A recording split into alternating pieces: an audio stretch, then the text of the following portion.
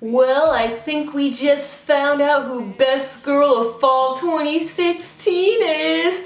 Akari! Sup everyone, I'm your female otaku and I'm here to review episode 2 of March Comes In Like a Lion. And I enjoyed this episode way more than last week's episode. This time we got to learn more about Akari, the kind of person she is, the goddess that she is. Oh, she's absolute dream, man. She is the waifu. She's the one we all need. Oh.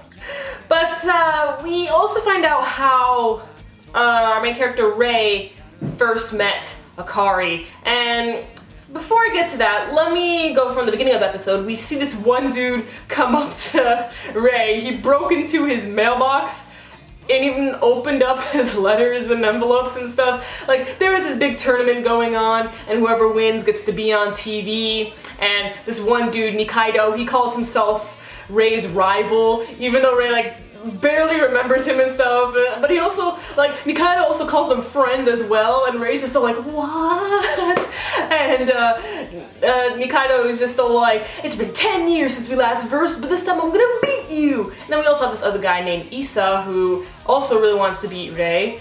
And he has an ill grandfather in the hospital, and Issa was hoping to win so that his grandfather could see him on TV and stuff and how great he's doing and everything, and hopefully make his grandfather happy because his grandfather taught Issa how to play shogi. And Rei beat Issa, so that only makes things even worse for Rei right now, since he's the best. He's still all alone.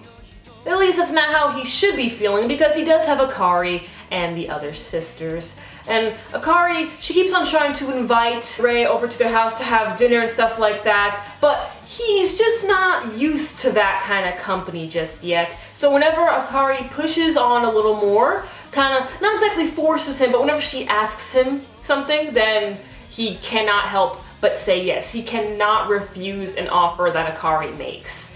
Very interesting that he has this bond with her, because how they met was Akari says that it'll be a shame if you had an upperclassman who forced you to drink and then left you there and abandoned you. And that's actually what happened to Rei. We see that he's drunk out front in the street and stuff. Akari sees him, gives him some water, takes him over to her place, makes him throw up, takes care of him. And I was just like, oh, this woman, she's so sweet.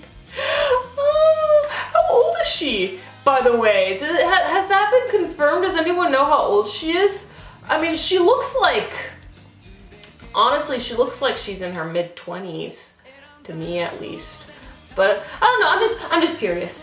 And ever since then, that's how Rei got introduced to her family and stuff, and why Akari keeps on inviting Rei back more and more, because she's just like, whoa, you're all skin and bones. And so she makes really good meals and things like that, but it doesn't really hurt her that Rei doesn't always come over for dinner and stuff, even though he should. Instead of heating up some instant ramen noodles and having sweet buns every night. They're not hurt by it. Akari and her sisters are not hurt by it. They understand, and I think they get that Rei is such an introvert, and they're trying to help him out, and that's just so sweet, man.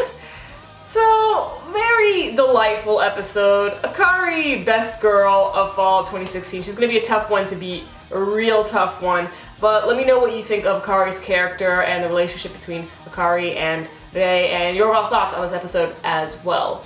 And catch me tomorrow as I have another ReZero live stream. It should be a live stream, and I'm going to react to Chapter 3. Yeah, Chapter 3 of Arc 4 of the ReZero web novel. Yeah, and there might be a top 10 tomorrow, I'm not too positive, and Ajin might get translated tomorrow, still not sure about that. So yeah, a lot of ifs, but there will be content tomorrow, let's just go with that. I'm your female otaku, sayonara.